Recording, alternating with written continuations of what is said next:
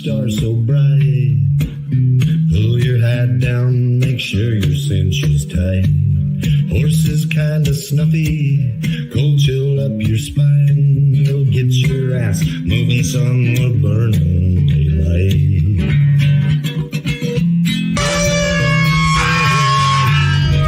Howdy there, I'm Matt McKinley and we're burning daylight.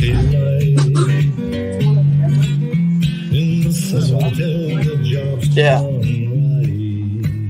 Welcome to Burning Daylight, the only podcast for the working cowboy. Well, fellas, we're here. We're doing it. We're doing the damn thing. Tuffy's back, and then we got Jake Torgeson. All right. I don't matter. Nobody needs to know his last name anyhow. I'm guessing you're in the North Country somewhere. You got too much of a Nordic name to live down south very far. Yep. No, we're up Washington. Okay. Yeah, I was gonna say that is not a name fit for south of the Mason-Dixon line. No, and I'm not built to be southern or tropical or any of that. I'm a little too thick. I got to stay where it's cold. Yeah, you're coming from that good Viking stock. They don't go where it gets hot and humid. No, not at all. He went where it's hot and humid. The smell that would come off of him, nobody could be around. Fuck. Pretty much. I'm half Mexican, so I always kind of just have the faint aroma of onions, and so when it gets hot and I sweat, people are like, all right, are we making tacos, or is that just a stinky Mexican? I don't know. Oh, that's funny. No, we got plenty of that up here too.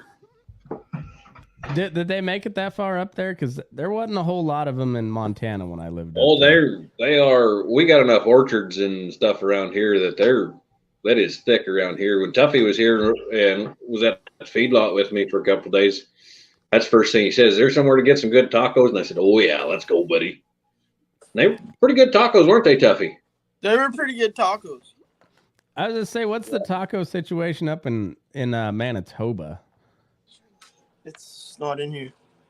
The taco situation in Manitoba fucking sucks. I would imagine. Like, you get some mean poutine tacos. You're we can hook you up with the mean poutine, but tacos, not so much. I mean, unless you count Taco Bell.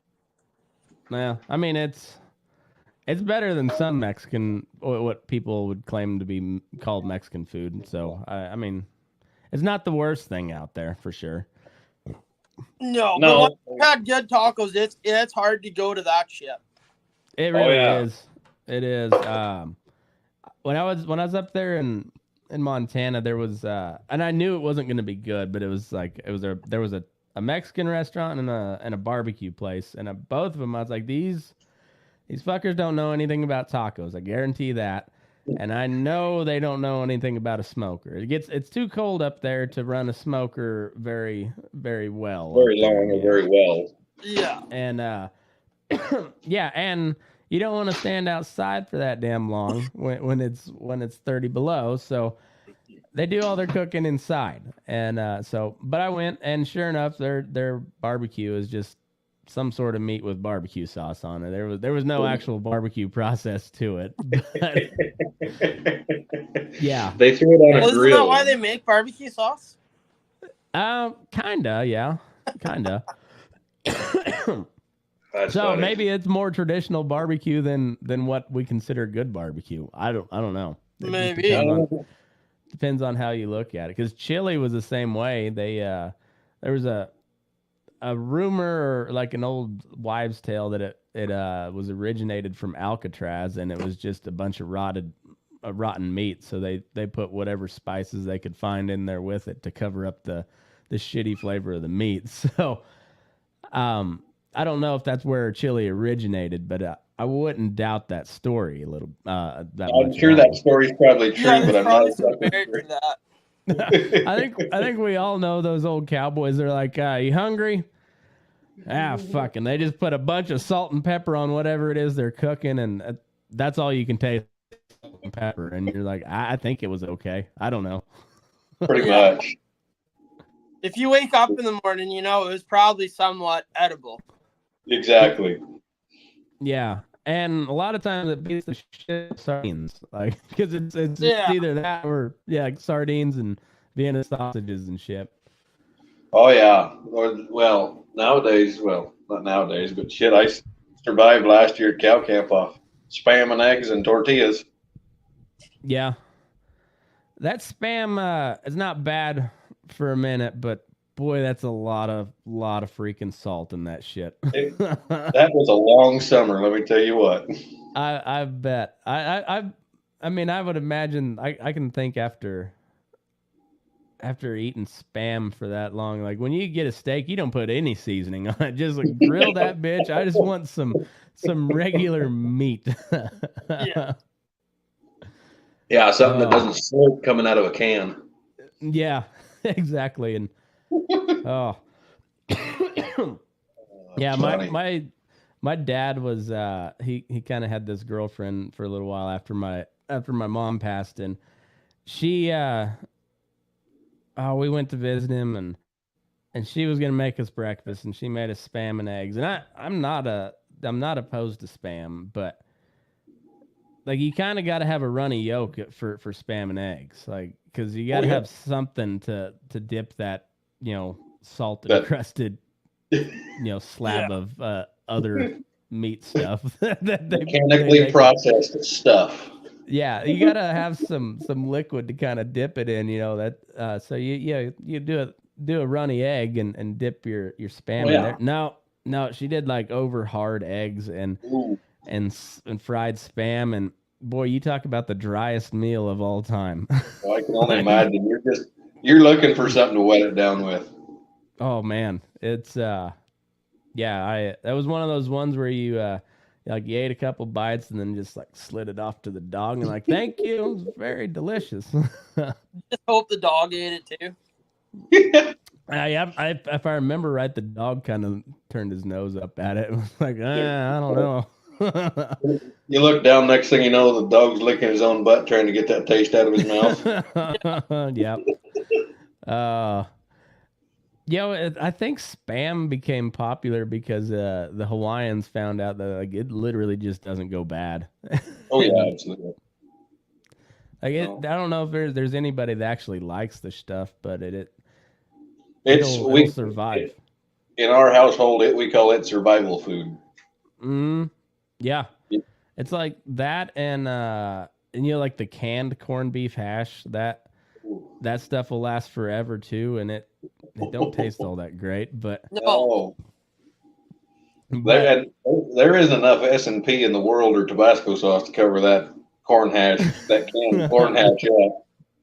You gotta, by the time you cover up that flavor, your mouth is on fire because that takes a lot of hot sauce.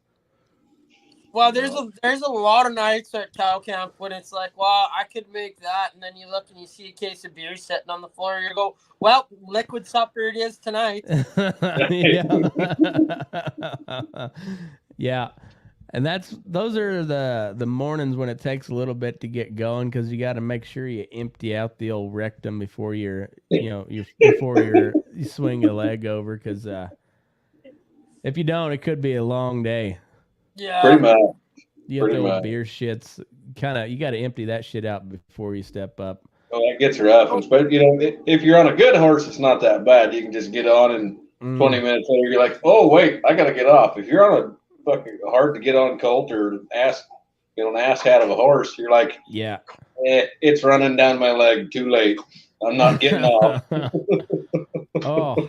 I tell you, the worst hungover job I've ever come across was driving feed truck in the summer, because like you got the scale beeping at you and it's loud as shit. And you got to have the window down because even though the air conditioner works, you're not getting up to speed enough for the air conditioner to actually work. So it's just like, and so it's just like that real humid, kind of Luke cold air that it spits out if you're that lucky. And then then you got the bubble guts one and wondering which way it's gonna come out, and it's in the feedlot you're bouncing up and down, beeping, and it's like, fuck, am I gonna puke all over this truck, or am I gonna shit my pants? I don't know, but something's happening. Oh, that was sometimes though, hungover on a feedlot, there's no good job to have. No, a horseback's the best place to be, and that's not a great option, but it's the best option on a feedlot. It is the best, but it's sure. I've been there before. It's not that much fun neither.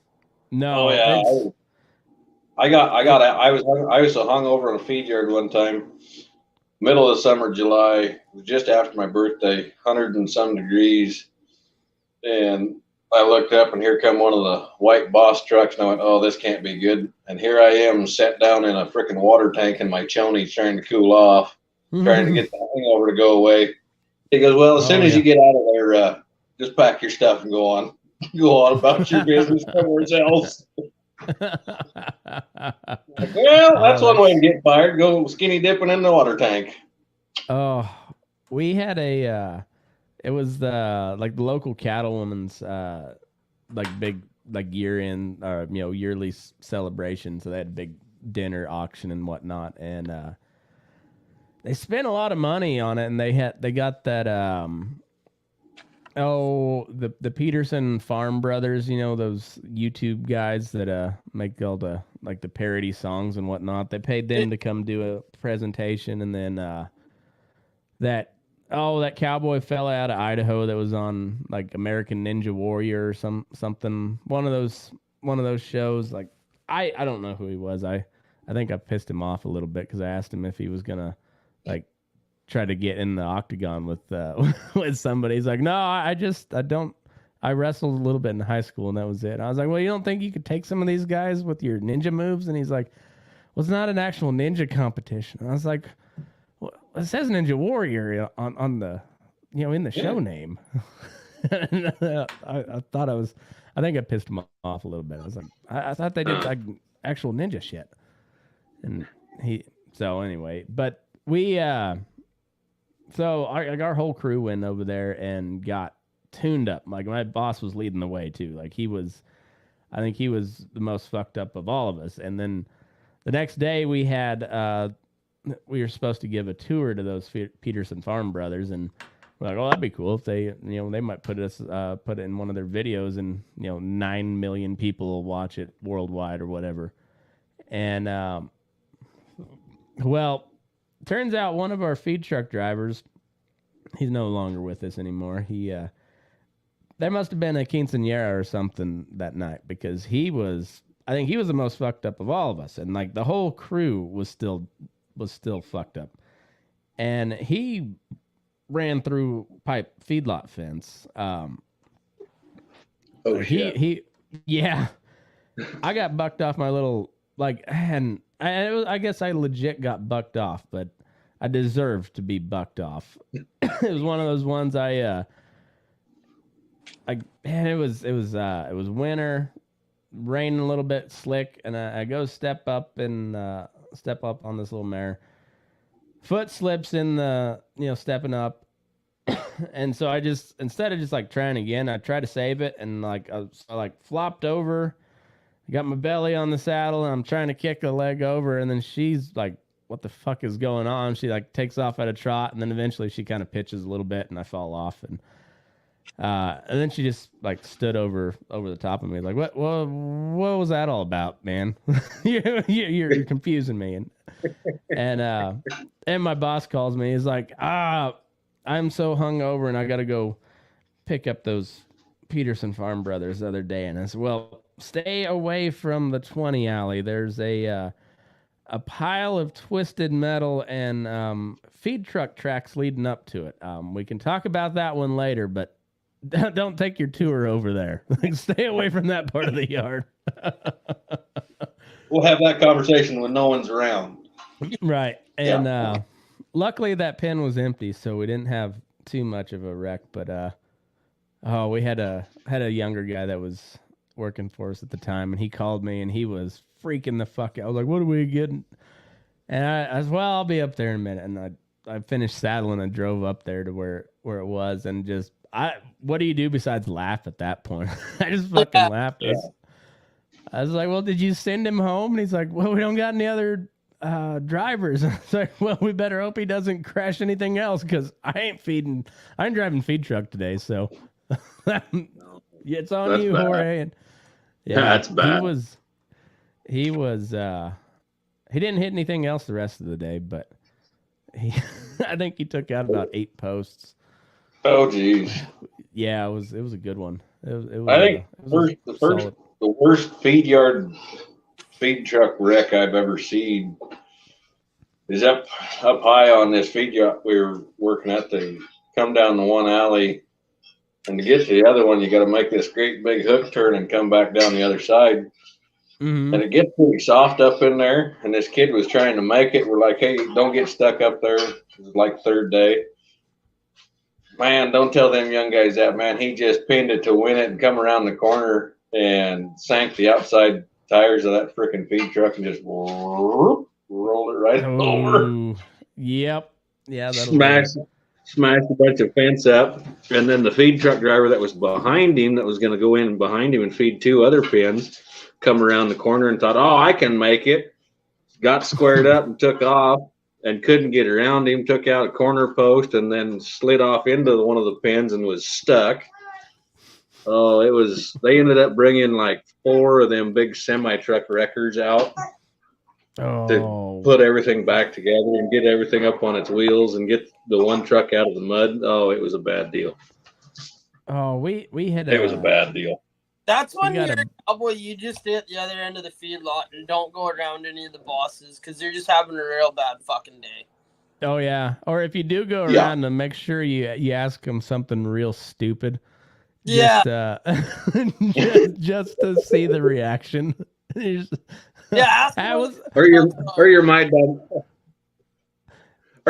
dumbass, and you just walk up and go, how's your day going? Don't do that. That pisses them off. Yeah. They'll tell you, like, you should really be more positive about life, and then walk off.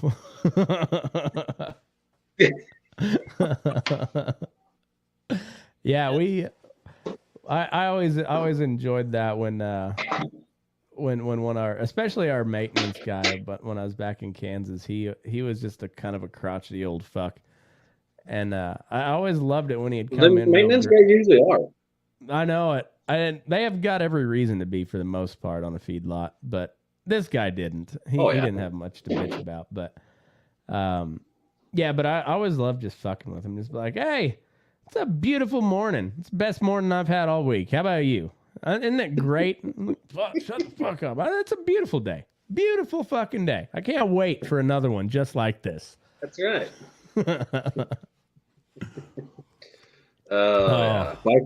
My favorite thing when the feed trucks were running late, or they had something broke down, the mill was broke down or whatever, the maintenance guys were working their asses off. We'd get done, we'd go punch our time cards out and be done riding pins for the day. I'd drive by the shop real slow with a beer in my hand, look at them and just wave. Mm-hmm. They'd start throwing shit at my pickup. Hey. I was not their favorite person. Yeah. Those it's funny when, especially on a real big feedlot, like you get those little clicks. And I think they even happen on the smaller ones too. But man, when you get like 50, 60 people that work at one of those deals, and man, yeah, everybody clicks up real fast. You got the Cowboys. Yeah, you get your little groups. Yeah, and then even if within, I don't know, like that big JBS yard that I worked at, we had 2 different Cowboy crews as well, because it was that big of a yard, and then those fuckers were clicky too. It was like North Barn versus South Barn. They were clicky as fuck. And then you had the mill guys, then you had the tank washers, then you had the welding crew, and then every department had their clicky as shit. It was weird. It was like a little town, and those big feedlots. It's I mean, it is like a little bitty town. That's, I think they had 80 people working there. And I know towns that are that big, and it's kind of like that. Yeah, that's crazy. They're their own world. I was on Yeah. Big Lot in Alberta, and it's its own world. It's kind of like those mines too, like or mines or any of those big outfits like that, whatever it may be. Like they're like their own little town. Oh yeah, everybody kind of it turns into like a little community of on Yeah. on the property, but it's like I was on a couple big ones here, and it was like as soon as you left the property, you didn't belong to that clique anymore. Now everybody liked you, but as soon as you crossed onto the property, you had to go to your little clique. And like we had two horse barns too, the upper and the lower. And the upper barn guys didn't talk to the lower barn guys, and it just back and forth all the time. And pens would get mixed or something would happen, and oh man, the name throwing and the mud slinging and the lower cowboys did it, and the upper it just turns into a bunch of drama. But yeah, it's I know exactly what you're talking about. Yeah, but then you'd all go to the same bar and drink together. That was the craziest part about it. It's like everybody go to the bar together. Yeah. It was I wonder if it was like that on those back in the day, like say like when they first started trailing cows up to Montana, and you had all those different outfits, but you had like they were all kind of the same cowboys that worked at every single outfit. They just bounced around from them. I wonder if they got real cliquey like that too. I bet they did.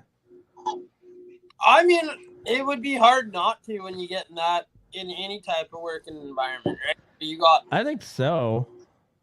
And especially like back in the day where it was all word of mouth, and you couldn't. I mean, we all know how cowhands are. You can't believe half of what they're fucking saying. So you just kind of have to go with what you know, and you only really know the people that you work with. So you just like I guess that's who you stick with. Yeah. But Jake's buffering. I'm not sure. No, he'll figure. He'll be back. I'm sure he will. Yeah, it's he's a buffering subject of a person. So what are you doing for the winter? I know you got finished up there in Manitoba. Are you just kind of day working, or what's your plan? I'm gonna go work a feedlot down at Boisevane for the winter. All right. Whereabouts is that at? Just outside of Brandon, Manitoba. Okay. Headed back up. You kind of like Canada? You gonna stay up there, or you just kind of bounce back and forth? I kind of am working on some things right now, which I think this will be my last winter in Canada. Spend one more summer, and then next fall make the move and go south. Yeah. Well, I hate to see a guy leave home, but I think you got to. Sounds like shit's kind of bad up there. Oh, it is. And, who doesn't want some change, right? Right. Well, that's kind of always been the cowboy deal, isn't it? You can just ride on to the next one. Home. Yeah. Might as well go and do it when you can instead of look back on it in 20 years and go, hey, I wish I would have done that. Right. Like, I really wish I would have went out and spent a spring on a wagon before I had wife and kids, Bad part was I didn't really know that still existed until I had wife and kids, and like, fuck, I can't go do that now. Like, that is not a job that is conducive to a married man very much. No. I mean, it still could be. I mean, both parties got to be willing to make it work, though. Yeah, I think it'd be one of those deals where if I make enough money one of these days, I could probably make a vacation out of it rather than make a job out of it. Like if I'm making some money elsewhere, the old lady will say, yeah, why don't you just use your vacation time to go do that?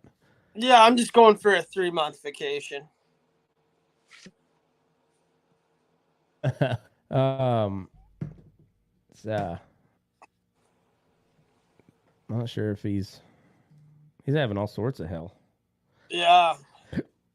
I know at his No. house he doesn't have the best of service. Yeah, that'll do it. I guess I'll email him, and if need be, he can just call in, and we got that set up. So, what's new up in your world? I know you've been sure enough recording a bunch of podcasts, and sounds like pretty good ones. Yeah, this whole podcast deal's taken off, and like I said, right now I've been in Washington since the 2nd. Mm-hmm. Then hanging out with the missus, and I go back on the 21st, so just helping her out riding some young horses, and heck yeah, that's and awesome. then I went down to the horse sale with her. Then I rode with that other ugly fucker on the phone there for a day. Hey, I was nice and gave you a good horse. Yeah, you did. You did. Perfect. Lazy. He's kind of late. Good He's horse. lazy, but he's a good one. Yeah. There you go. And it never fails that when you go and help somebody, nothing too spectacular happens. And then a week later, the guy calls you and goes, "We had a catastrophic wreck." And you're like, "Fuck that." Yeah, and you missed it all. I know exactly I know that feeling. Oh, well, you're lucky you missed that catastrophic fucking wreck. What happened? It sounds like a really good story. Well, he got a young feller working for us. He's got a lot of try in him, but his throttle's stuck wide open all the time. I know the type. He ended up roping a great big old steer, too big for his horse to handle. Shit's going sideways. I don't know exactly what happened, but he dropped a coil over the saddle horn somehow and just kind of cinched himself into it. Couldn't get loose. Oh, no. So, being the hero, I thought, well, I'll just ride in there and rope this SOB, pull him tight, get this kid undone, so on and so forth. I should have just run in and cut the rope and been done with it. Well, my horse gets entangled in his rope. His horse is leaving the country. The steer's going the opposite direction. It all went bad. I ended up down underneath shit. Long story short, I was not the hero. I was the jackass. And I still ended up cutting ropes. Long story short, shit got western. Mm-hmm. Yeah, and I couldn't hardly walk for like 2 days after that wreck, man. I hit the ground. I tell you what, that dirt hurts when it's froze solid. Yeah, it does. Yeah, it does. You walk normally on a good day, so I don't know if that's I'm crippled up enough that it's like, somebody said something today, and I piped off, and they're like, "Oh yeah, you want to bet a foot race on it?" I'm like, "Hey, fuck you! That's not even fair." I wasn't slow, or I wasn't fast before I got crippled. Exactly. And then I had wearing a pair of freaking batwing chaps. I look like a freaking penguin going across there, trying not to trip over something.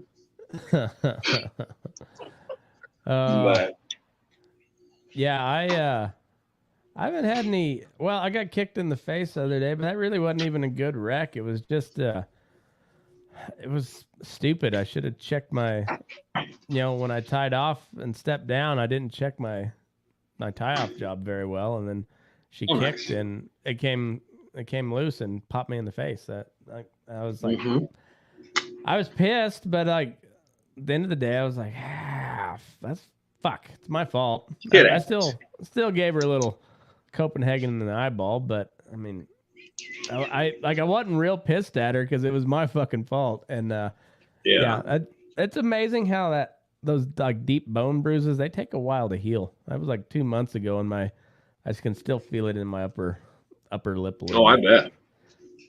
I bet. I feel that one for a while. Yeah. And my wife told me that and her dad, they were they were pretty sure that I broke something, and I was like, well, I'm not going into the hospital because even if I did break my orbital socket or whatever, there's not a damn thing they're gonna do for it. No, they're gonna charge me for the X-ray, and like, exactly. hey, don't use your face quite so much. Exactly. They're gonna walk up. They're gonna walk up and go, see this area right here? Don't touch it. Yeah. That part is broke. Now pay me $5,000. Exactly. That is one thing I'm gonna miss if I move down to the States. I'm gonna miss the free healthcare because it's kind of nice. Not gonna lie. Oh, shut up. Is it worth all the extra taxes though? That's the question I'm curious about. I mean, you're gonna get taxed. Like they're taxing you on it anyhow. So I mean, if it's there, you might as well use it. You know what I mean? Yeah, I don't disagree with that sentiment. It's one of those like they're already taking your money. I guess you might as well get something for it.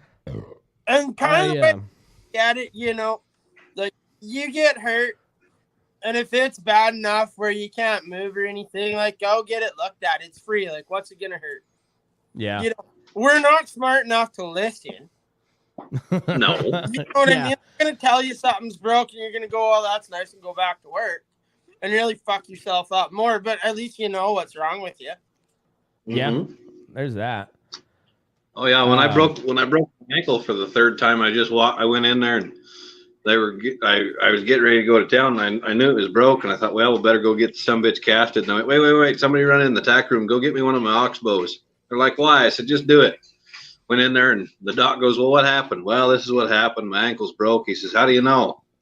I reached down and grabbed my pant leg and shook my ankle, and it went all different directions. And he goes, yeah, that's broke. He says, what's that in your hand? I said, see this? It has to fit inside this. So whatever you do with the cast, make it fit inside of this. I have to be able to run. And he goes, you're fucking nuts. I said, I cowboy for a living. Duh. Yeah.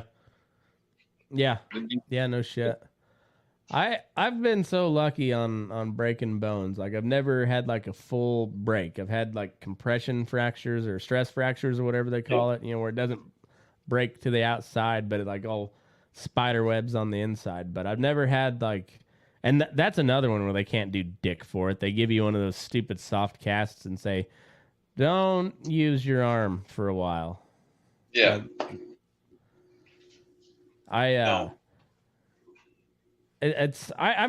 very sour on doctors and vets. The more I'm around, and the more I because you get to be kind of halfway of a doctor if you work in a feedlot long enough. You get to know what shit works, what doesn't. You know what, and you see some weird shit the longer you're in a feedlot.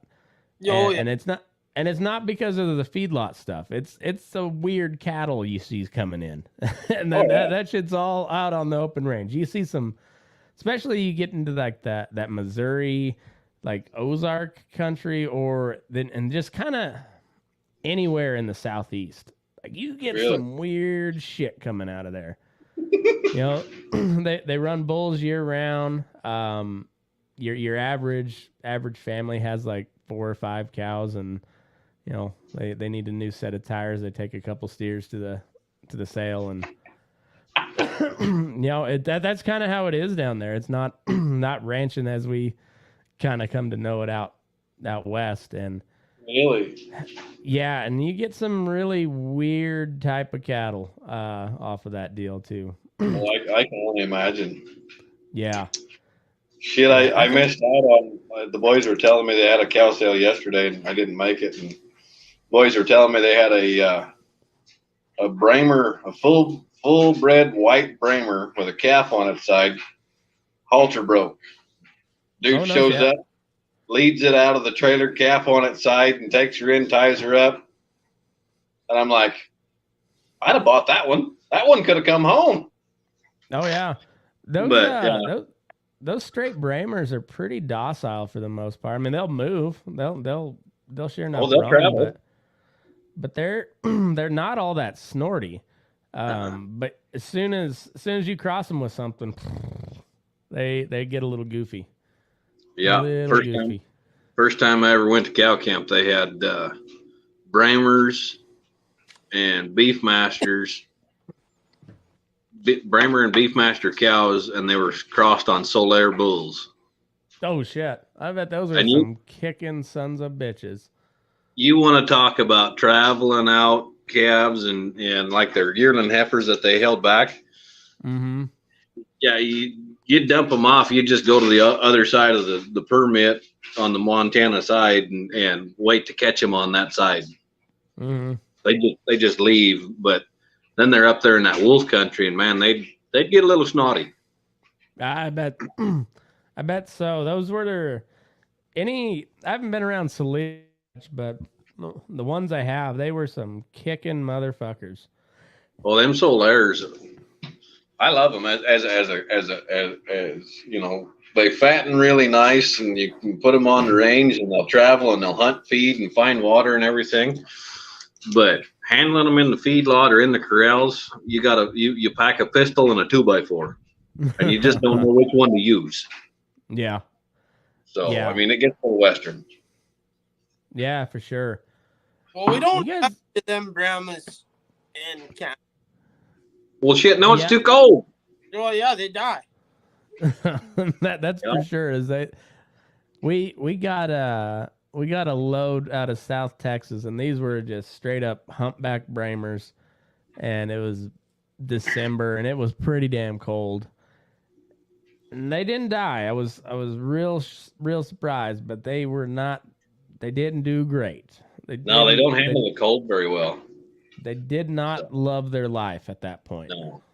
They definitely Well, just didn't. like when Tuffy was here, I pointed out we got 4 or 5 of them Bramer crossings down here. Yeah. And man, they're lucky they're crossed with something that had some hair, because that one big broccoli face steer that's in that one pen, he's a straight Bramer. He ain't got no hair to him. It was 17 degrees the other morning. Oh boy, he's humped up in the corner, just shivering. I'm like, dude, you better ship out of here pretty quick. You're gonna freeze to death.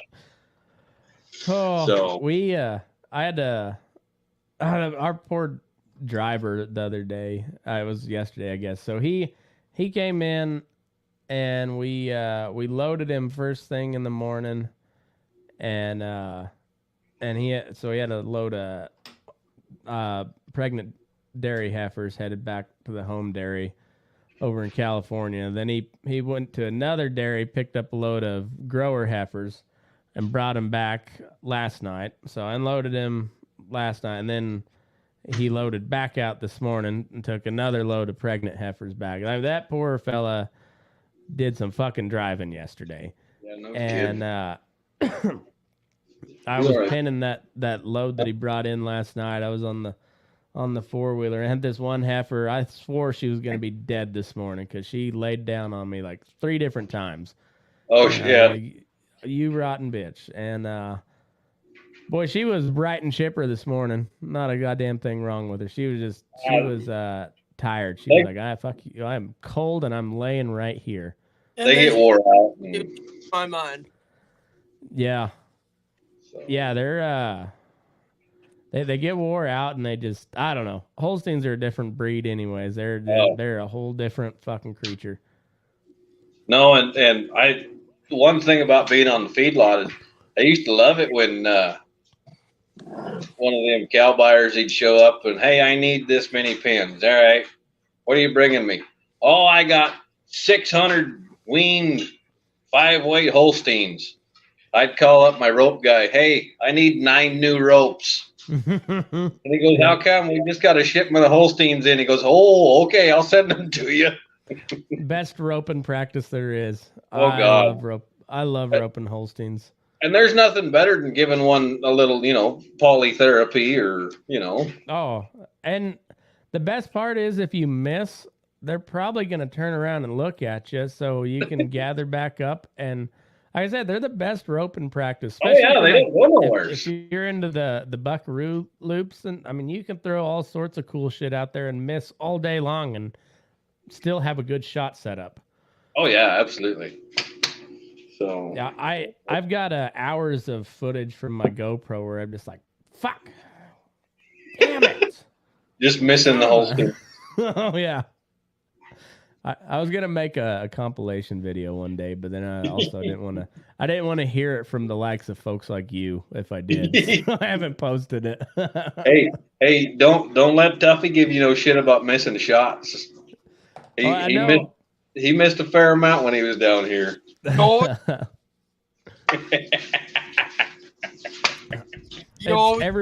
Everybody becomes a wise guy when it's convenient. Oh, absolutely. Yeah, it's I wish more guys would post stuff like that as opposed to like the like everybody likes to see a really good rope shot, but I also like to see the ones where like it looks really good until it falls at like 5 foot short and you're like, should have had another coil in that one. That's right. No, Tuffy, when he was down here, we were out in the pasture and had to doctor a couple of bred cows, and the one we did find, and I kind of put a little bit of a run on her and got her roped and threw her. And I'm famous for throwing too big of a loop, and of course she runs through it, and I had a front leg and a back leg and half her belly, and went to the pin with it, and finally ended up healing. You can really get a good handle on. Exactly, and finally everything comes tight and everything. I've got one back foot, and I'm like, all right, Tuffy, you're gonna have to head her anyways. Yeah. So he takes a shot and completely misses. He rebuilds and puts 2 coils in his hand and takes this real nice hula shot, and I mean just drills her. And I'm like, if we'd have had video footage, that'll look cool as shit. And I looked at Tuffy, and everything worked out. And then we're back in the feedlot doing some stuff, and we had one to get out, and we were gonna heel him, and he was just about the gate, and he was starting to quit us and didn't want to come out. And I thought, all right, well, I'll just run up and heel him, and then just kind of drag him the rest of the way out. I run up there and frickin' backhanded one underneath him, and Tuffy, you can back me up on this. That was the prettiest backhand heel shot. I'll give you that shot. That was, and do you think anybody had video footage of that? Oh no, never do. No. But by God, there is hours and hours and hours of me missing those shots.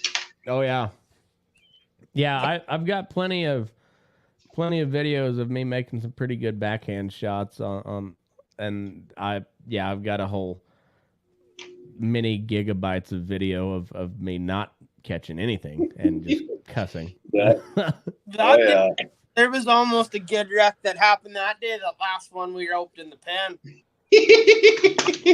All that was gonna play out. I was like, wow, this is gonna get real western, real fucking. Oh yeah, old fucking high speed chicken feed. He got right in the way, and me and Tuffy both looked at him and said, well, you better get the fuck out of there. And I don't think it quite registered real quick. And Tuffy's rope come tight across that horse's ass, and that horse kind of grabbed his ass, and that kid kind of looked at me, and I said, you better spur on, bud, and get out of there. get out, or you're going to... Yeah. Yeah, luckily that horse he's riding, old freaking bullseye or buckshot or whatever the hell they call him. Him and that kid paired very well together. He knows how to save his life. He got the fuck out of there. Oh, that old horse and that kid go so well together because they're both half-cocked, wide open all the time. There's no slowing that horse down, and there's no slowing that kid down, and they work well together. And how they make it work, I have no idea. Drives me fucking insane. I'm like, would you just slow down? He goes, well, I can't. Yeah, you can. Put the brakes on that old son of a bitch. Well, then you get the exact opposite sometimes too, and yeah, then you got the guy, and you're like, pedal that son of a bitch up, let's go, and he's like, well, I'm like, no, you're not even touching him with a spur. Let's move. We got shit to do. No, see, and I had a guy who was from Missouri that was kind of an equal mix of both. Like there was times where you're just like, do you move any faster than that? Like, is that as fast as you move? 'Cause I swear to God, Like my daughter's not even walking yet, and she could outwalk you. Like she can move faster than that. And then there's other times where like he goes back to Missouri and he's and he had this.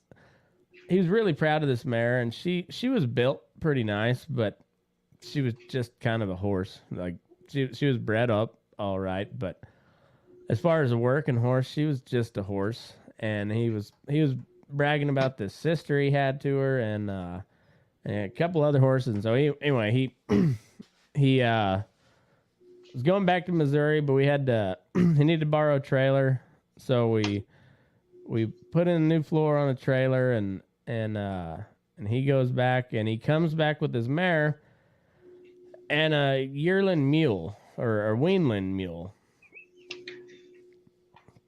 and cute little shit. I will say it was a cute little shit, but.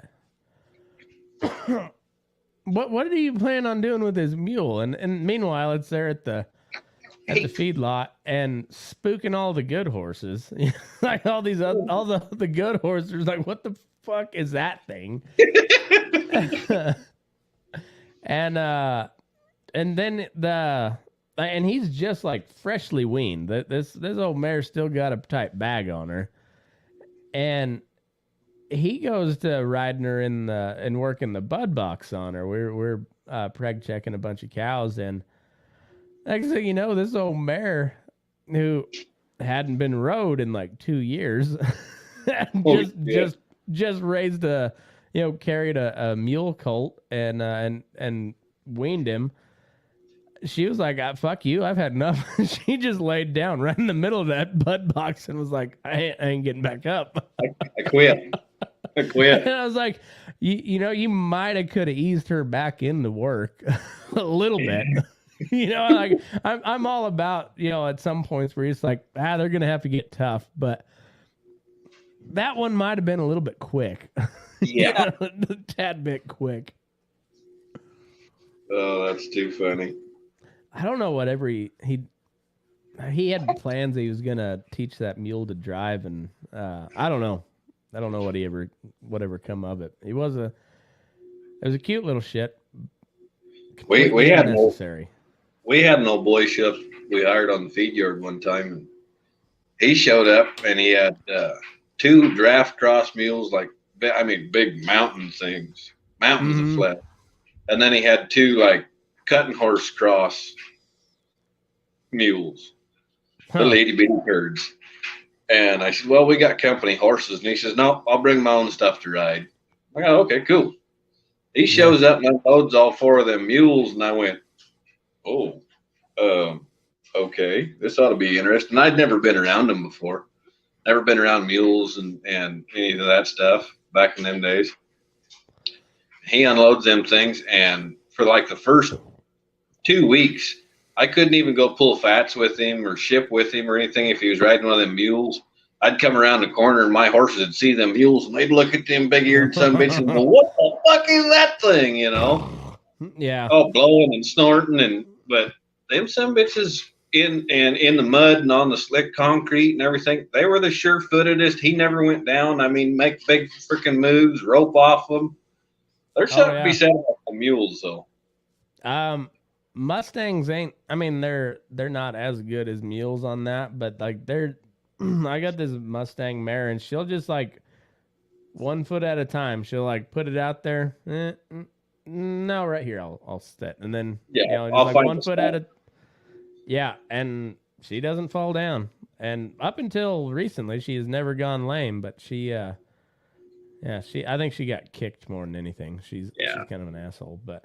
I just got me a new outside horse in to ride at the feedlot, and old boy, like my boss had to go to Moses, and the old boy wanted to meet us in Moses and drop this horse off, and so I'd never seen him before. He shows up and he's standing my boss's bumper pull, and I'm like, kind of looks a little short.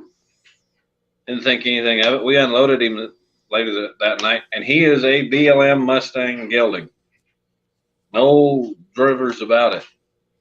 He gets out, and this sumbitch is a whole whopping like 13.2. Oh yeah, maybe 14 hands, and I'm like, I'm 6 foot, 250 pounds. I'm going to look like Magilla Gorilla riding this thing. I'm like, what the heck? Just Jake. What's that? Ground. It's not very far to the ground though. That's the best part. Yeah. Is that right? Well, and you could just about lock your feet together under under his belly too. So that. Well, that's what my boss said. He said, "Well, just tie your stirrups together underneath of him. You'll never fall off." No, that's not a very good idea. I don't like that idea at all. See, yeah, sometimes you want to come off. Like it's preferable to come off sometimes. Pretty much. Well, and he's so short necked and short backed that if this little thing bucks, I'm screwed. Yeah. There's no way I'm riding him. I'm too big. I'm just gonna go right over the front. If he drops his head, you could almost like put your heels out and stop him too. Yeah, pretty much. That's what that high-speed kid at the feedlot. He's like, "Oh, just if he starts bucking, just stand up." Well, this is true. He'll just go right out from underneath of you. Along those same lines, and kind of going back to the last episode that me and Tuffy did, and this has kind of been a recurring theme, and I'm starting to think this may be just a recurring theme with cowboy podcasters in general, but the midget rodeo is something I had brought up like in the early days of my show. It came up again unprovoked last time. And now I've got a question for Tuffy. Do we allow the midgets to do all the steroids? What could hurt? It'd be entertaining. I think so. I mean, we might have to come up with like some sort of, like protocol if there gets to be too much roid rage, but even if there's a lot of roid rage, they're only this yay big. So exactly. I mean, we're gonna have net guns, right? So yeah, and we got the net guns. So it'll be controllable. Yeah, and they're only going to be armed with ropes and cap pistols, anyways. So yeah, exactly. Hey, I don't give a shit what goes on as long as I get to be the pickup man for the rough stock. I'm good. This is going to be fucking entertaining. Hell yeah! Just ride by and grab him by the collar and pick him up. No. There's we got net guns, so you can ride net guns. So when they get bucked off, you can catch them.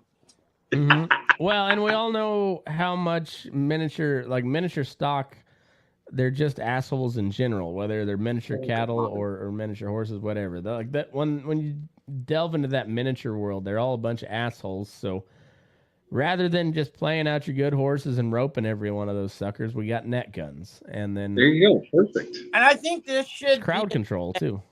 Yeah, we let one of them midgets out on like a pony or something. And you got to make it across the white line. But once you get across that white line, we shoot you and the pony with the net gun. And whoever come out of the net is the winner. Yeah. So I have a question. I have an honest question. Okay. Is Tuffy the president of the Midget Rodeo Committee? I'll do the front. He could be. He could be. All 5 foot one of him. Yeah.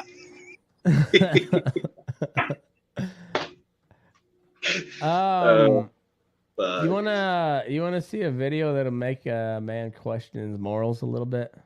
Yes. Oh God, let me see if I can find it again. Oh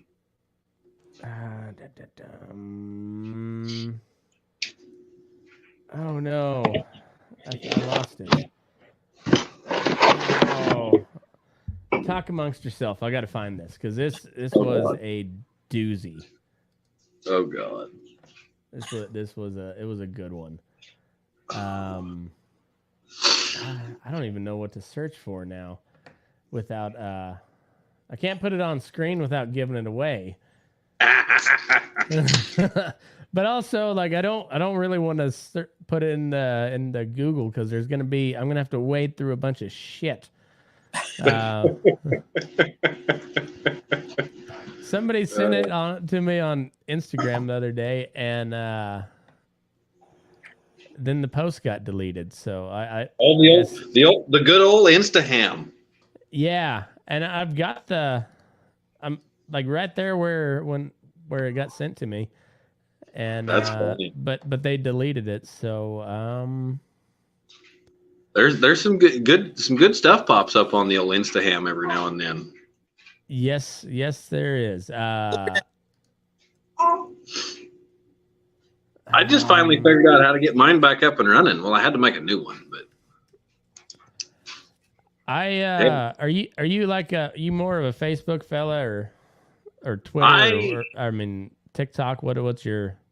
I've got I'm on Facebook and I'm on TikTok. I'm a little more prevalent on TikTok. I need to get back in action. I haven't made any videos as of recent, but some of my cow camp videos from last year were pretty good. Nice. It's yeah. You can really get a lot of people see your stuff on TikTok. Oh yeah. Oh, I got one on there explaining the facts of why you don't go in the bush after mountain cows on foot, and that was pretty good. Yeah. I would have paid to run around a log truck. I'm just saying. I wish that log truck driver would have had a dash camera, or I had one or something, because it was raining like a cow pissing on a flat rock, and I determined that I did not want to go ride through the timber that day and try and find some cows. I thought, well, I'll just go put some salt blocks out in the pickup. So I threw a set of dogs in the boxes on the flatbed, and away we went. And coming down the road, and I jumped a band of pairs there, and thought, well, if I can jump them and get the dogs on them, and I can just go like this, and we're going to go into the neighbor's corral, because they're fairly close to this little town that's on the backside of our permit. If I can get them just around one corner and over the little hump, I can get them in the corral, and we'll come in, haul them back up to the top of the permit, and get them out of them people's hair. So I do such a thing. I throw the dogs out, and I grab my sorting stick off the back of the pickup, and into the bush we go. Well, that was mistake number one. Mistake number two was getting on the downhill side of said very angry mountain cow. And she proceeded to put me back out on the road. Well, just as I went bailing out of the bush, and I kind of bailed and kind of got thrown out of the bush all at the same time, this logging truck come blowing down the road. And he was fully loaded with logs, and luckily he must have just fixed his brakes, because he come to a pretty good stop. Pretty soon, it's the ring around the rosy. I'm in the lead. The cow's behind me. Her calf's behind her. My dogs are behind both of them. And we're just going like this around and around the log truck. And I look up when I go running by the driver's window, and that log truck driver is pissing his pants laughing and not doing a damn thing. He wouldn't drive off. He wouldn't put it in reverse, nothing. He just sat there and laughed his ass off, which I don't blame him. I'd laugh my ass off too. But yeah, at the moment I'm going, do something. Run me over, run her over, run a dog over. I don't care. Do something. Get me out of this. It was pretty good times. Oh, But find ourselves in though. What's that? I said the situations we find ourselves in a lot of the time.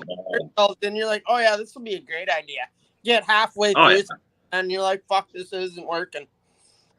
Well, on that same line, the video I was trying to find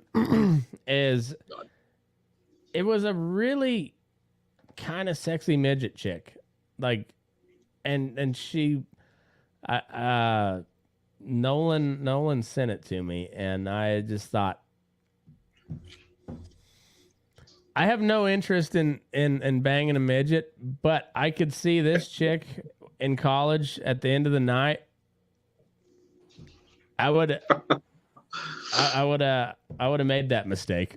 I would, and it's like it's not my thing at all. But you're like, for some reason I feel like I shouldn't want to do that, so now I kind of want to do that. You know, I don't even know if it's wrong or not, but it feels like it should be. And you're like, but the butt was kind of normal sized, you know. Well, on that topic, I was quite young, and this isn't my story, but I'm going to tell it anyways. And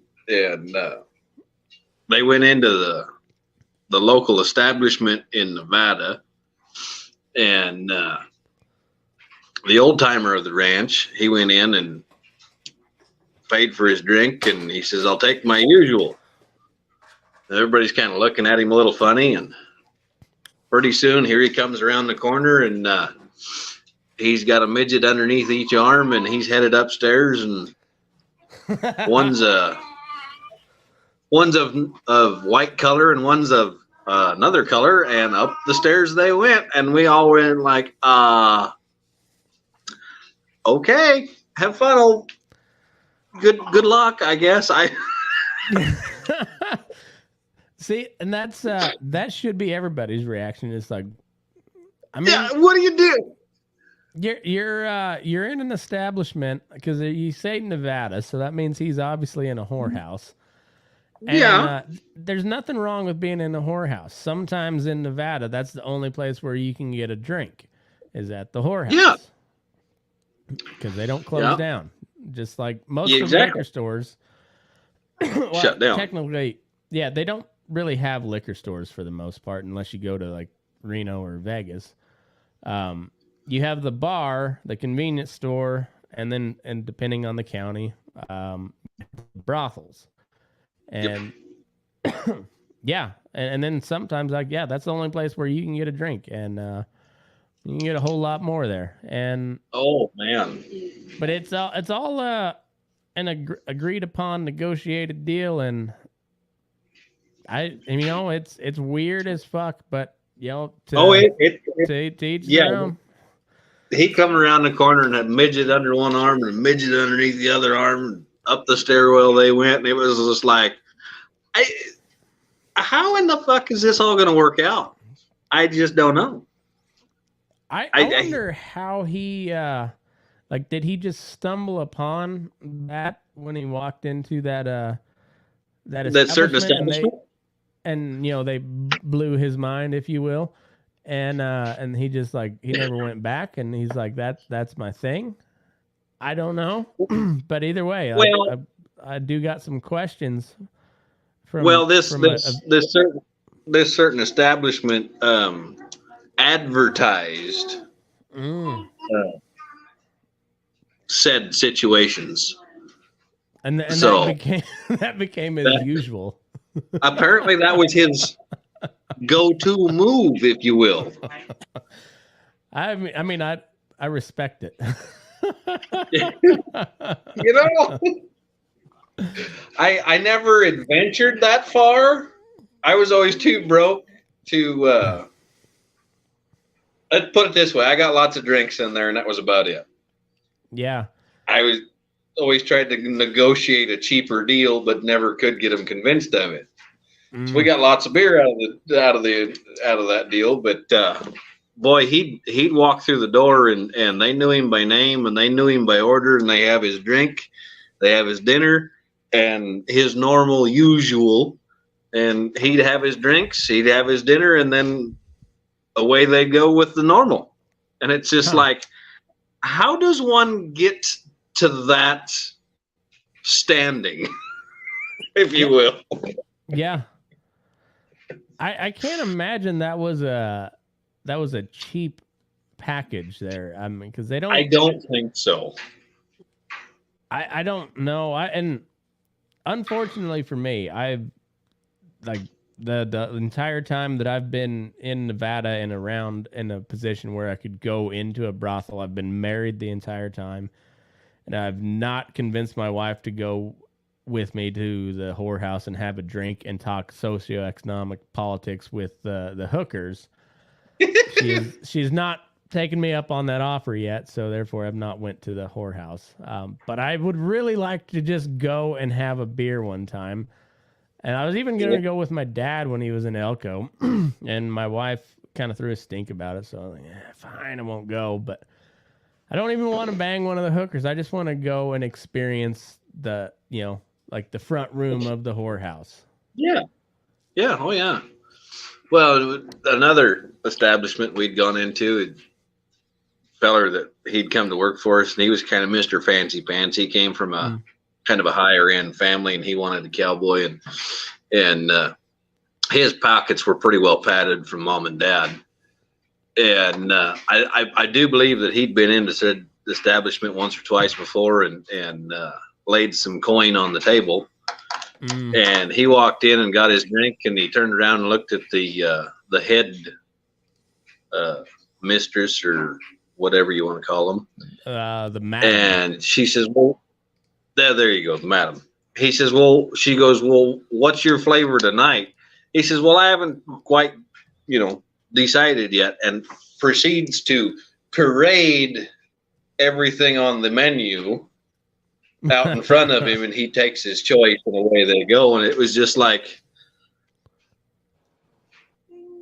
when you're young and single and you're sitting there and you go, I want to be that guy when I grow up. But, I'll take one of those.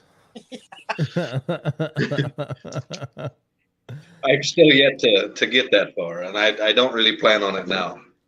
Yeah, it's Jake, I think that far, I'll say nice words for you at your funeral. I've met your better half. She'll kill you dead.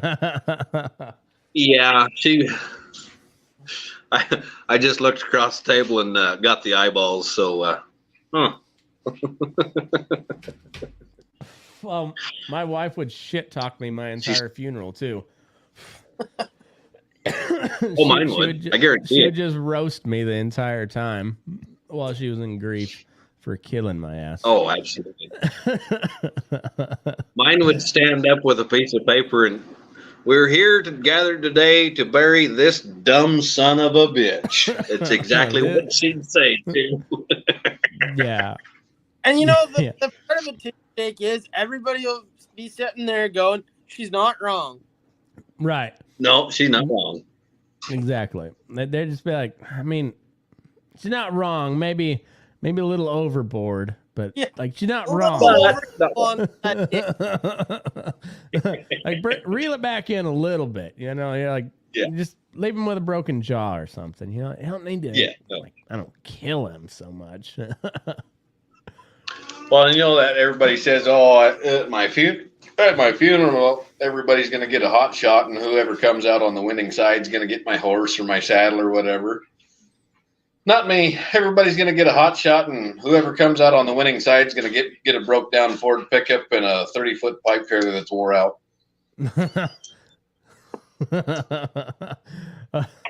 Yeah. Because I don't know if you can give away your former wife from the grave. I don't know if they allow that. I don't think so either.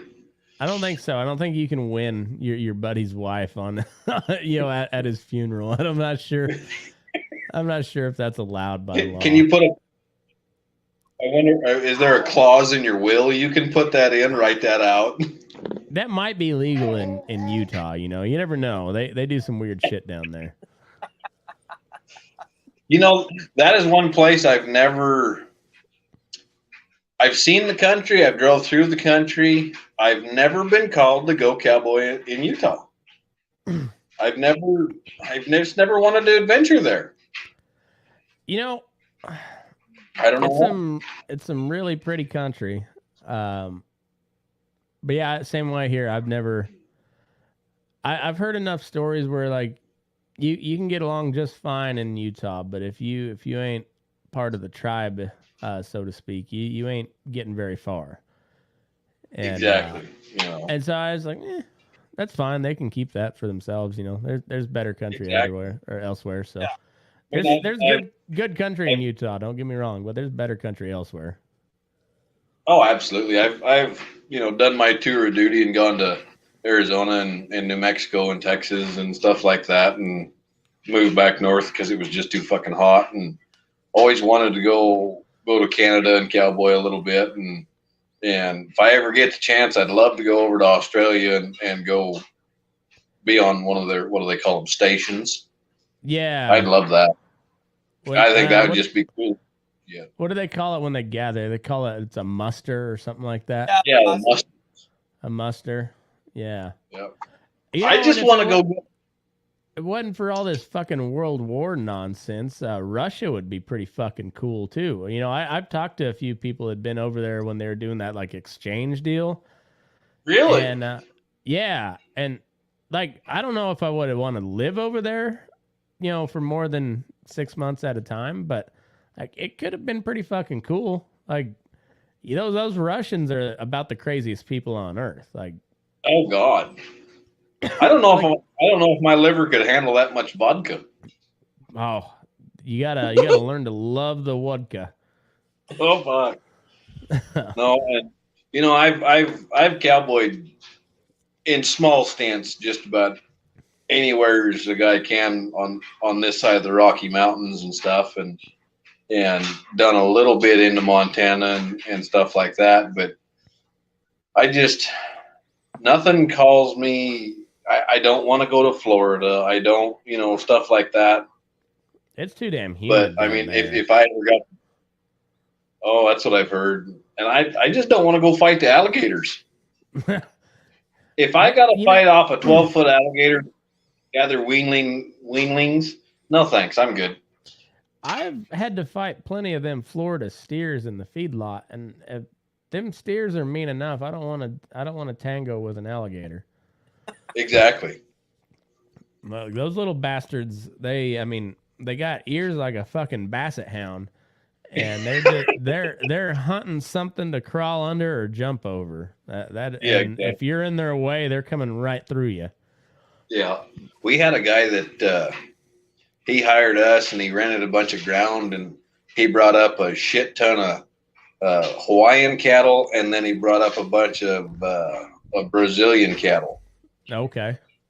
And you want to talk about stuff that you cannot keep in a fence, or like them Brazilians, they were, a year-old, 2-year-old steers that he bought and brought up here and kicked them out in our summer pastures and stuff, what we'd call summer pastures. And yeah, there was no sense in riding a good horse. You'd kill a good horse trying to get him gathered. We did everything dirt bikes and 4-wheelers and shit, huh? Oh, they'd outrun you. We did.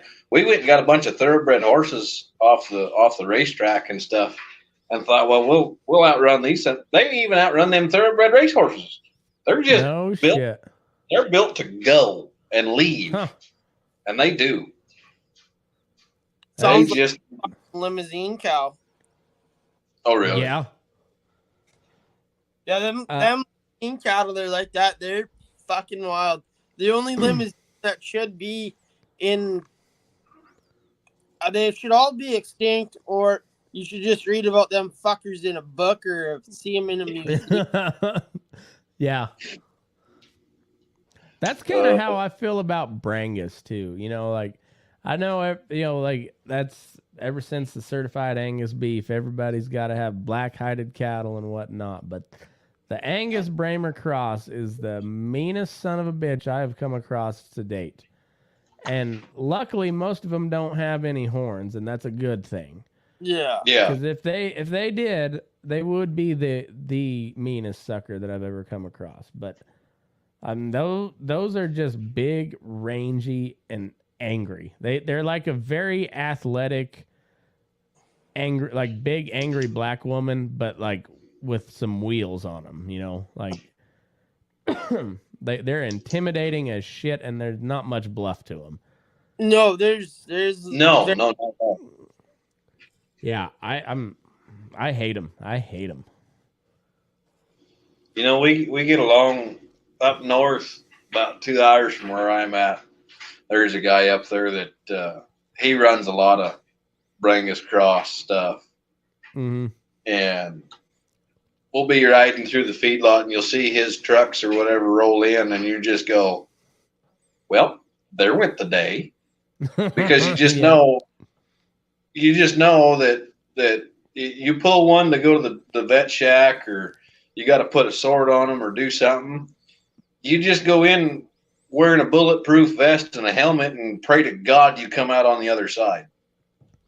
I mean, his cattle, they're the epitome of ranch cattle that don't see people more than maybe twice a year. And it's just like, and you see him coming, and it's just like, oh God, this is gonna suck. Oh, and God forbid you have to rope one.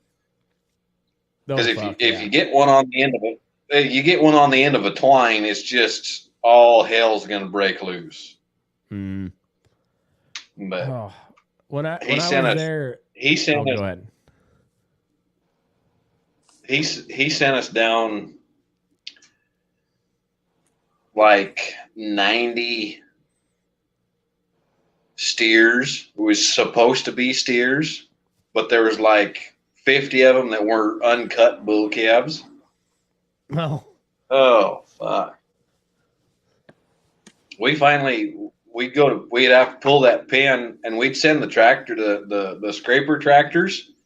Mm-hmm. We'd send them in the pen first, and we'd hide behind them on our horses, and they'd push the most of them out, and then we'd get what was left. And it was just, oh, you just took your life in your own hands. They're just the meanest sons of bitches in the world. They'd come hunting a guy, and they didn't give a shit if you were on a Clydesdale. They were going to come out in the saddle and shake your hand and then kick your ass out of it. Nasty little bastards. They were no fun. Oh fuck. Yeah. And the bad thing is they all weighed probably 900 pounds. Oh yeah. You know, they're not exactly the littlest guys in the world. No, not at all. There was one here when I was back. I guess it was when I was there at Grant County Feeders, and that was a JBS yard. And we went and doctored. We had this fella from I can't remember if he was East Texas or Louisiana, but he was Cajun fellow. Joe Robichaux was his name, and it was like CHROBICHEAUX or something like that. You know, it was full Cajun, you know. And he couldn't really understand him on the radio. Had a real thick accent, and he talked real fast too. That's another thing about those Cajuns. They talk fucking fast. But he said something about this steer. I was helping the doctor crew at that time, and this is a big old Brangus steer. I mean, his ears had to have been about that long, about 1,200 pounds at the time, just like not far from shipping. And it took us 3 times trying to get him in the chute, because it was a manual chute, and he was big enough where he had to like turn the gate, you know, the head catch all the way in, like fold it flat back, and then just like time it, and hopefully it caught. And time of trying to get him in there, we finally got him caught, and he hit the head gate and just fucking died. And then we had to fucking cut the head gate open to drag him out of there. And I was like, well, fuck. It would have been better off to rope this son of a bitch. But he was a big bastard, and I don't know. He probably should have took him to the next, you know, chute, where we had a hydraulic chute. But yeah, either way, they ended up replacing that chute with a hydraulic chute, I believe, because we had to cut the manual chute apart to get him out of there. But no, well. And we made sure that it was the Cowboy crew that went and got the welding pickup instead of having the welders come over, and because they would took the chute apart and then drug him out and reused the chute. There was no reusing that head catch. Yeah, After Cowboys for a welding truck and to cut something out of a chute. Like, it's not getting cut apart to save. Like, now you just have no, crap on. no. This is the point where we let you know that we need a new chute. We've been saying it for a while, but now you're forced to buy us a new chute because we cannot reuse this bitch. Yeah. By the time you get done with the cutting torch, that there ain't a whole lot of chute left. Right. So, like, I mean, you could try to put it back together, and I dare you to, but it probably ain't gonna happen. So you're better off just buying a new one that works. Oh, that's funny. Yeah, it's yeah. You don't send a bunch of cowboys to fix something if you want to. Like if you want to salvage something, if they got a grudge against that piece of equipment, it is going to be cut to bits. Yeah. And you're gonna have to replace that bitch. Yeah. You know, the best yard man we ever had on the feedlot was an old crippled up cowboy. Mm-hmm. And he'd fix things the right way so you're horseback and you could get stuff. Mm-hmm. Well, one night this steer had got his head caught in a gate. And the night man just went down, and instead of cutting out around the steer's head so he could just get his head out, the night man just took the torch and cut the hinges off. So now here's this steer running around the feedlot with 12 feet of gate stuck to his head. We get there in the morning, and I called this old boy, and I said, hey, if we get this thing roped, I said, I'm going to need you on the torch real quick and fast, just, buzz him out of there. He says, where's he at? He's always down in this alley, down at the end. We got him kind of captured, but none of our horses will get close enough to throw a good loop at him and get him roped. He says, I'll be there in just a minute. So here he comes, and we had F-350 gas-powered pickups that our yard crew drove. Here he comes, down through there. And he drives past us, and he looks at me with this weird shit-eating grin, and I went, I wonder what the fuck he's going to do. And that steer kind of stopped and was kind of down on his front end a little bit. And that old boy, he drove up on top of that gate and just pinned that steer underneath that pickup and that gate. Gets out, grabs his cutting torch, zip, zip, zip, zip, cuts all the shit that he needs to cut, backs off the gate, rolls the gate off him. There you go, boys. Have at him. And of course, that steer had been running around with that gate on his head all night, being chased and everything, and then he got pinched underneath of a pickup. He was not happy once we got the gate off of him. Then the shit show ensued. Oh, I bet so. How was his stamina though? Was he pretty wrung out, or he was pretty played out? Luckily, I bet so. I'm sure we were lucky he was played mad. Out. I'm sure he was plenty mad, but there couldn't have been much left in the gas tank after that shit. No, he wanted to fight harder than he could. He just couldn't fight. He was just too wore out. Yeah. But Those are the dangerous sons of bitches. We had do you ever have any of those AIP cattle up in your neck of the woods in the summer? Oh yeah. Yeah, those. Have you ever had anything recover after you diagnosed it as AIP? No. Seldom. Me neither. Very little. I've never. I think we had a couple that made it on the railer truck, but that was it was like what we were giving them Naxel and Dex. Naxel is a 4-day withdrawal, and and so it was just like, hopefully we can keep them alive for 4 days, and they can get on the truck to Waco for the railer truck. And but I've I think maybe 2 that we sent on a railer truck. That's it. Yeah, no, we in the summertime, then AIP cattle come up quite a bit up here, and we treat them with I can't remember the name of the drug now, but it Oh, started with an A, and it was like a 3-day withdrawal. A180. Yeah. Or and then they came up with an A180 was the old stuff. That was the old stuff, and then there was another one. I don't remember what it was called, but it was like on a 3-day withdrawal. Yeah, And it was actually Advocin? pretty good shit. Yes, there you go. Is that what? Yeah, Advocin. It's actually Yeah. pretty good stuff. And See, we'd hit them AIPs. We'd hit them AIPs with those, and man, we did manage to ship one on the cow truck to the kill plant, but we ran a big old 4-inch ratchet strap underneath, but he walked over it going on the ramp, and then we all pulled on it on either side to keep him up. I'm pretty sure once he got on the back step, he laid down.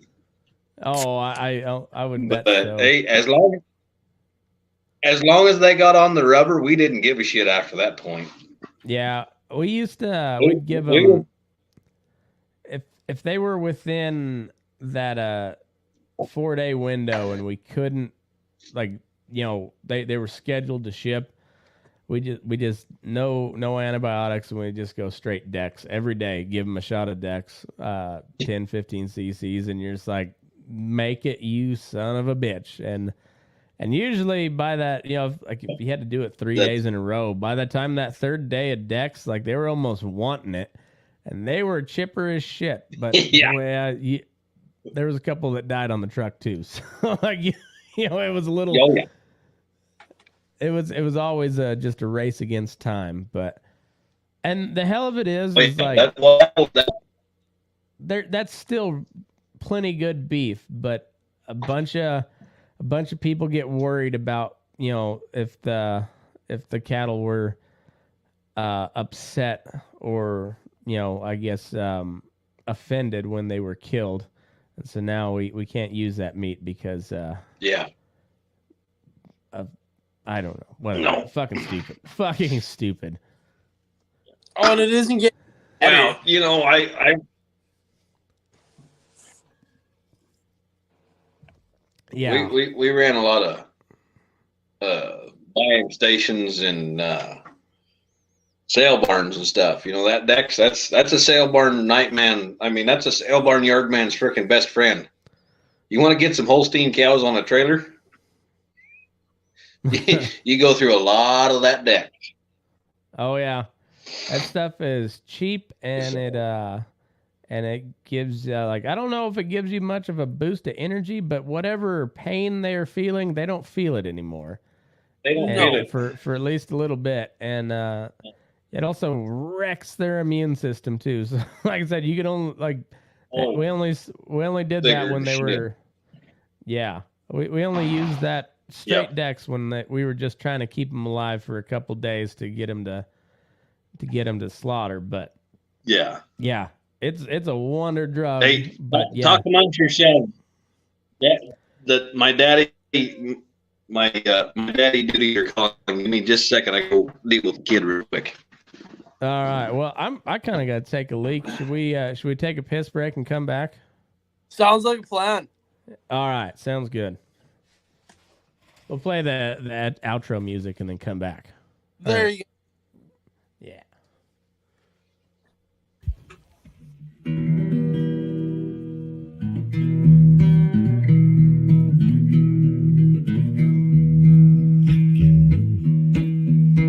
Your eyes up in the morning beneath the stars so bright. Pull your hat down, make sure your cinch is tight. Horse is kinda snuffy, cold chill up your spine. We'll get your ass moving, son, we're burning daylight. Burning daylight. Burning daylight. In the saddle till the job's done right.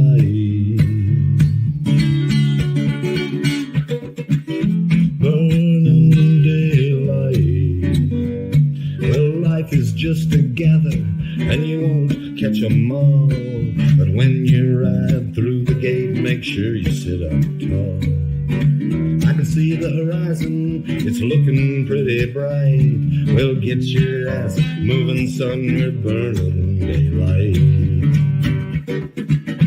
Burning daylight.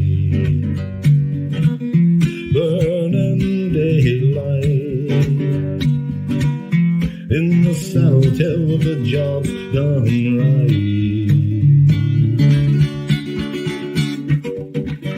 Burning daylight.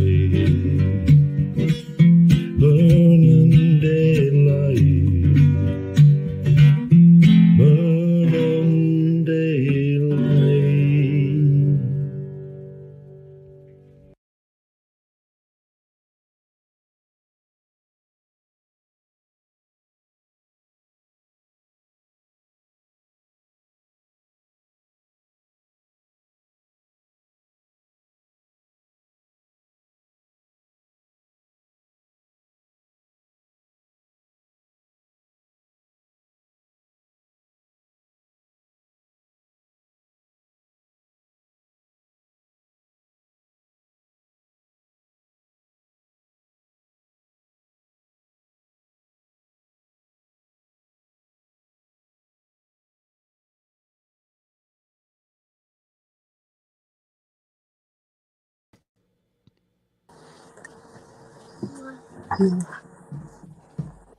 Oh, We're back. I don't.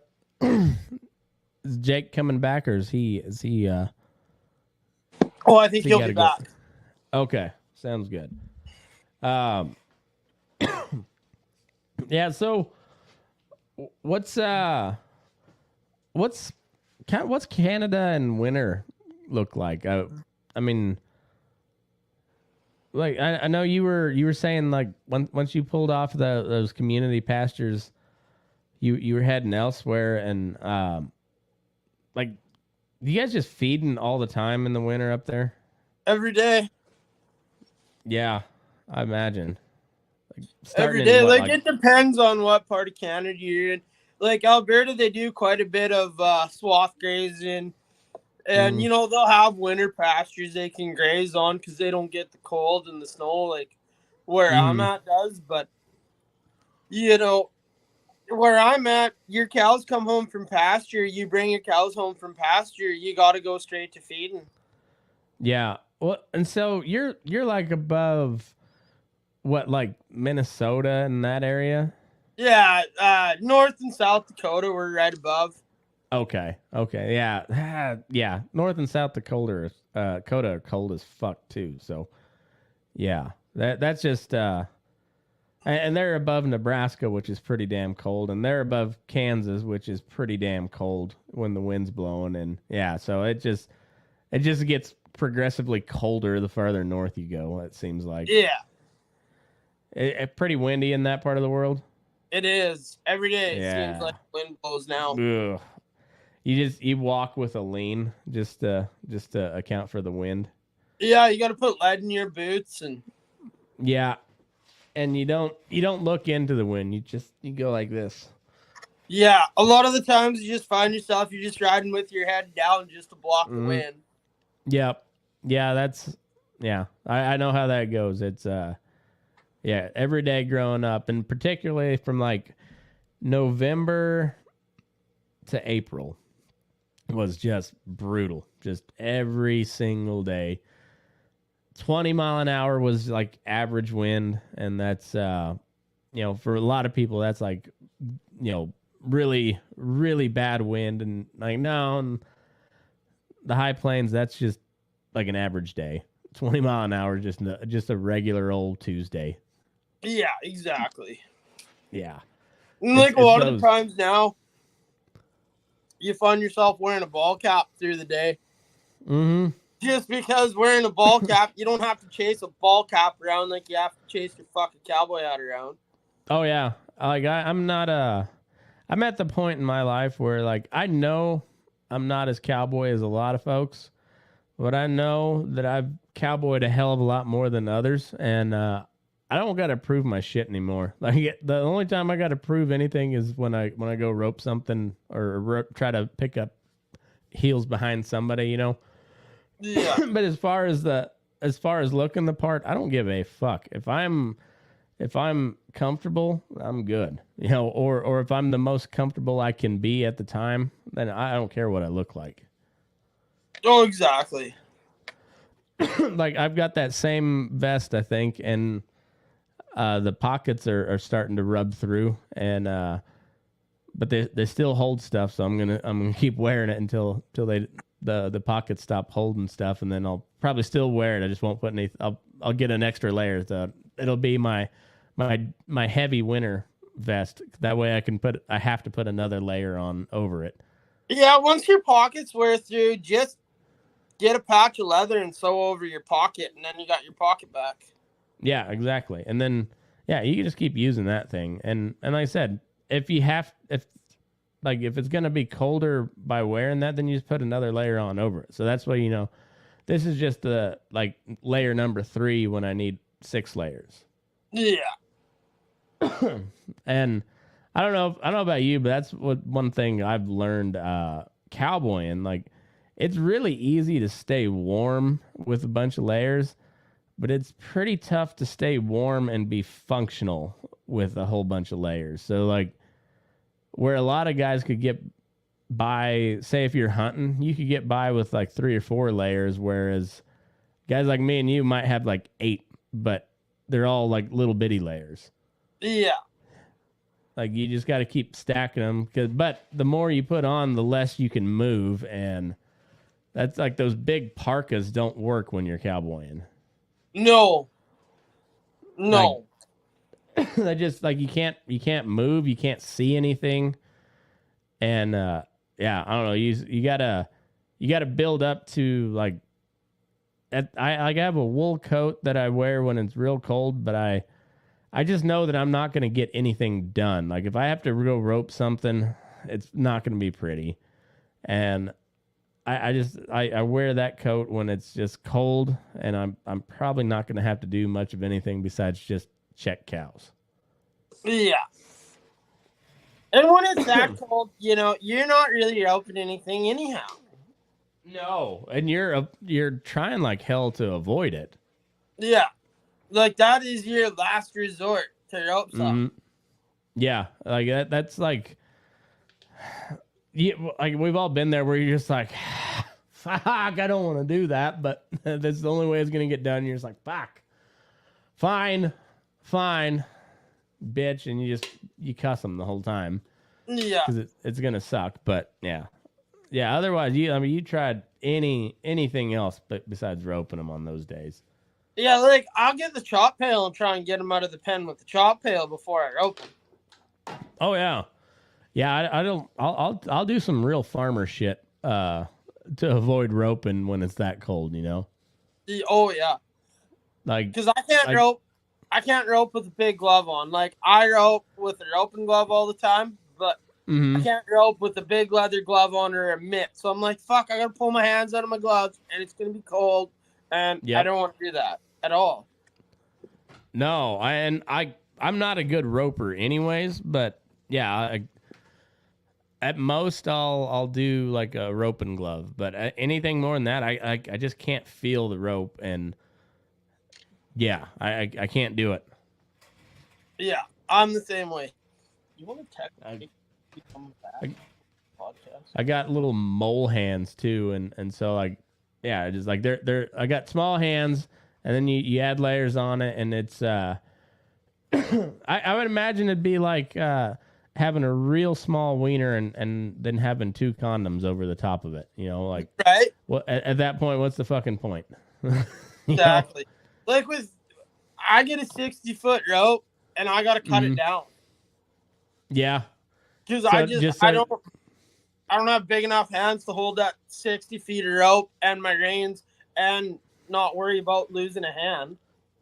Yeah. You got to have big coils on a 60-foot rope. And also, like, you better be ready to pack that shit, because it does get heavy. And then like if you're roping like a leaded poly or like a linseed treated cotton, like that gets real heavy after a while. 60 foot of that shit gets heavy. It does.